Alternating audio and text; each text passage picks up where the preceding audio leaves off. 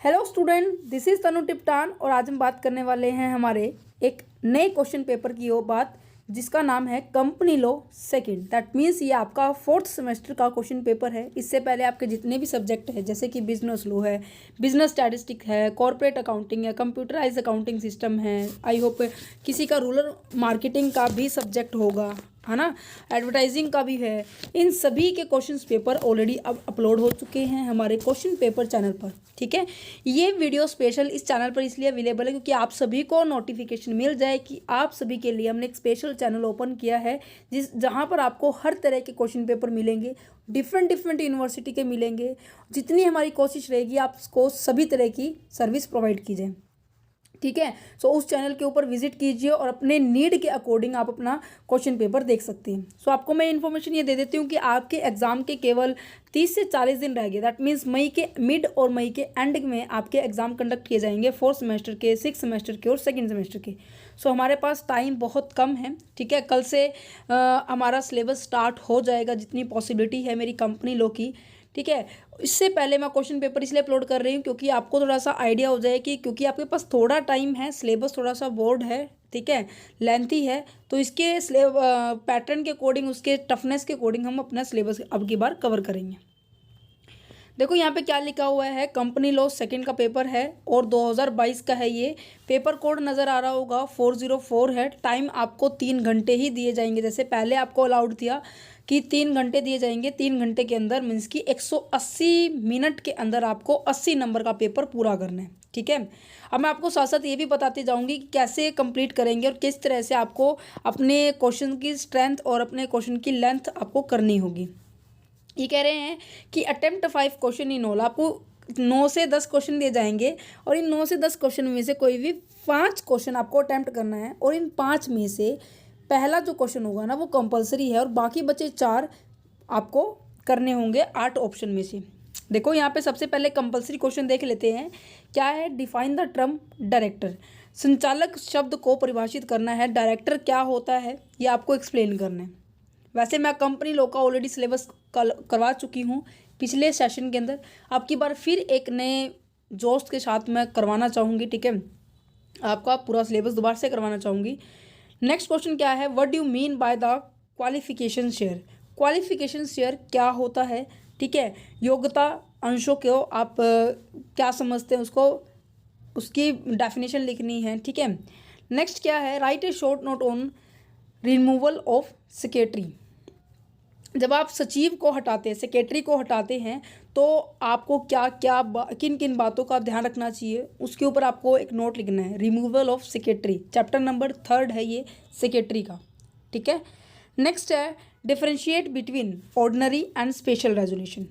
बहुत आसान टॉपिक है ये। जो टॉपिक है ना, आई होप कंपनी की आप पहले चैप्टर से स्टार्ट हो जाओगे, कंपनी मीनिंग एंड इंट्रोडक्शन से, ठीक है, आखिरी तक पहुंच जाओगे। वहाँ पर आप रेजोल्यूशन वर्ड जो है ना, ये वर्ड आपको ज़रूर नजर आएगा। फिर रेजोल्यूशन आपके 2 से 3 तरह के होते हैं, बट यहाँ पर आपको केवल 2 ही तरह के पूछे हुए हैं, ऑर्डिनरली एंड स्पेशल रेजोल्यूशन। ठीक है, इन दोनों को आपको प्रॉपरली एक्सप्लेन करना है।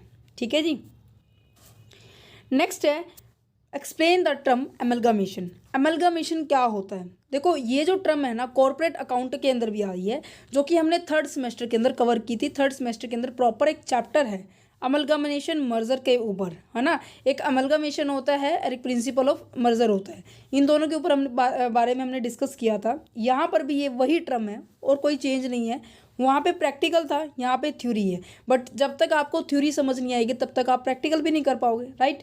तो मैंने आपको वहाँ पे भी समझाया था। अब की बार हम इन पूरे क्वेश्चंस को करेंगे। स्पेशल नोटिफाई करूँगी कि मैंने 2000 जब मैंने 22 का क्वेश्चन पेपर अपलोड किया था तो ये क्वेश्चन वहाँ आया था। सो इसलिए मैं आपके लिए पहले ही क्वेश्चन पेपर लेके आ रही हूँ। ठीक है, उसके बाद आपके ये जो क्वेश्चन थे ना, ये 5 क्वेश्चन थे 4-4 नंबर के, जो कि फर्स्ट क्वेश्चन जो कंपलसरी था। अब आपको 8 क्वेश्चन के अंदर में से कोई भी 4 क्वेश्चन अटेम्प्ट करने हैं। देखो सबसे पहले क्या क्वेश्चन लिखा हुआ है, डिफाइन मेंबर। मेंबर क्या होता है एंड आपको क्या एक्सप्लेन करना है डिटेल के अंदर। Who can become a member in a company. बहुत आसान क्वेश्चन है और ये पहले चैप्टर के अंदर से ही है आपका कि कौन मेंबर बन सकता है कंपनी का। Define member and explain in detail who can become a member in a company. कौन कौन कंपनी का मेंबर बन सकता है, सदस्य कौन बन सकता है। ठीक है, हिंदी वाले बच्चे भी बिल्कुल आराम से देखिए, ठीक है। नेक्स्ट है, देखो ये क्वेश्चन रिपीट हो रहा है। वहाँ पे क्या था, शॉर्ट में था 4 नंबर में, अब यहाँ पे बड़े में आ गया। जैसे कि सेबी की होती थी ना स्टॉक मार्केटिंग के अंदर, आपकी इंडियन फाइनेंशियल सिस्टम के अंदर सेबी की और आरबीआई की पावर ड्यूटी होती थी ना, और जैसे कि ऑडिटर की होती थी। इस कंपनी लॉ के सेकंड पार्ट के अंदर डायरेक्टर की ड्यूटी, पावर, रिस्पॉन्सिबिलिटी, लाइबिलिटी, ये सभी चीज़ें बहुत ज़्यादा इंपॉर्टेंट है, ठीक है। ये क्वेश्चन बिल्कुल अच्छे से करके जाना है। Define the term director, director की टर्म को आपको एक्सप्लेन करना है कि एक्चुअली में डायरेक्टर होता क्या है, कंपनी में उसकी पोजीशन क्या होती है। देन उसके बाद उसको एक्सप्लेन करना है कि उसकी पावर क्या है और उसके ड्यूटी क्या है, मीन्स कि अधिकारों और कर्तव्य के बारे में आपको पूरी तरह से एक्सप्लेन करना है। अब देखो मैं आपको बताती हूँ, जैसे कि अभी मैं वैसे बोल के बता रही हूँ, आप समझ जाना जब मैं आपको अपना सिलेबस करवाऊँ। सबसे पहले अभी देखो ये 15 नंबर के अंदर है, तो कम से कम आप स्टैंडिंग 4 पेज, मतलब कि खड़े 4 पेज भरोगे। अगर मैं दोनों साइड की बात करूँ तो 8 पेज भरेंगे, ठीक है। बट इसके साथ साथ आपको ये बात ध्यान रखनी है कि आपकी यूनिवर्सिटी के अंदर कितने पेजेस दी जाते हैं। जैसे कि इग्नू यूनिवर्सिटी के अंदर मैंने देखा है 24, पता नहीं 28 शीट मिलती है। बाकी जो CRSU होगी, कुरुक्षेत्र यूनिवर्सिटी होगी, जीजे यूनिवर्सिटी होगी, इनके अंदर 40 पेजेस मिलते हैं। डी यूनिवर्सिटी के अंदर भी कुछ इस तरह से होते हैं, राइट।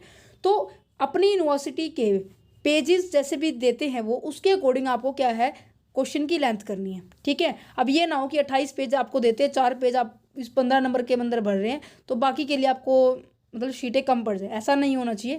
प्रॉपर आपको अपनी यूनिवर्सिटी का पैटर्न, प्लस में यूनिवर्सिटी किस तरह से आपका पेपर कंडक्ट करवाती है, कितनी शीटें अवेलेबल करवाती है, उन सभी बातों को ध्यान में रखना है।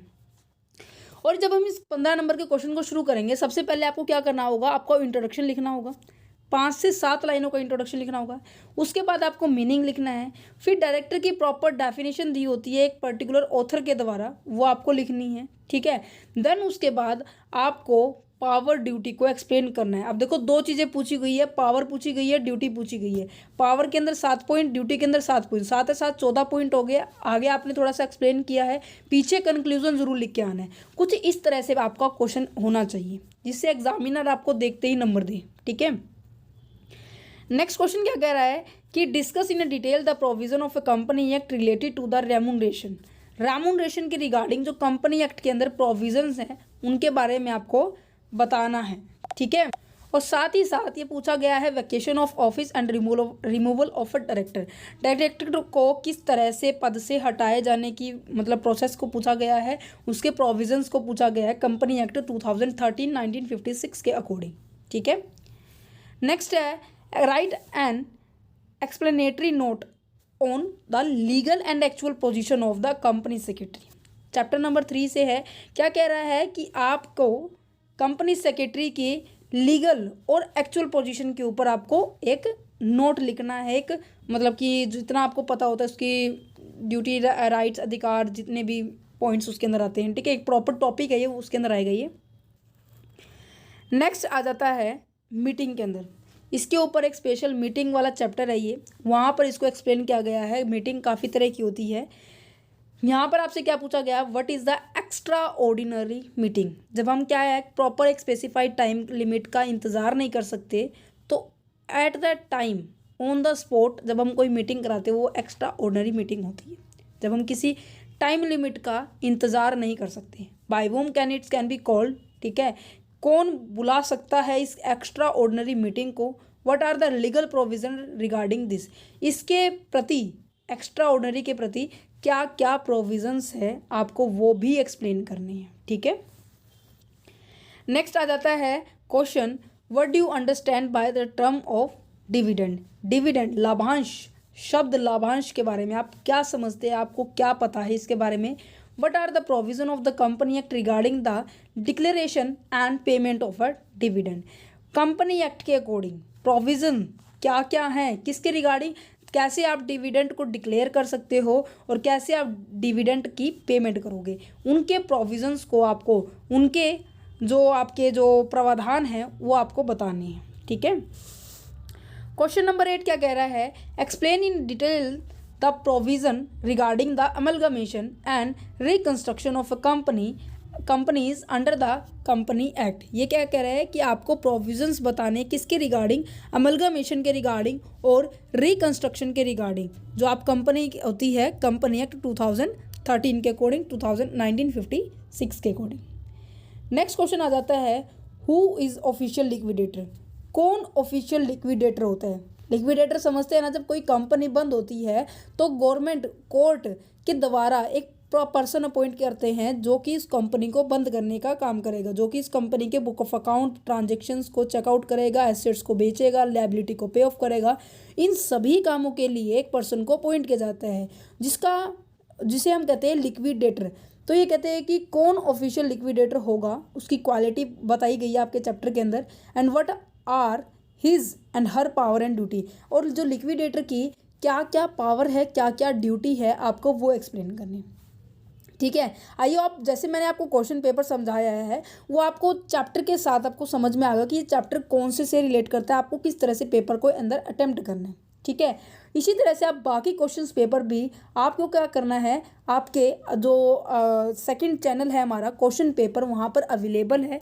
उस चैनल पर जाइए और अपनी नीड के अकॉर्डिंग अपने क्वेश्चन पेपर को सिलेक्ट कीजिए और अपनी एग्ज़ाम की तैयारी करना स्टार्ट कर दीजिए। क्योंकि केवल और केवल, जैसे मैं पूरे गिने चुने अगर बताऊं तो 30 से 40 दिन रह गए हैं, मई के एंड तक कंफर्म है आपके पेपर स्टार्ट हो जाएंगे। ठीक है, so best wishes for your exam, have a nice day.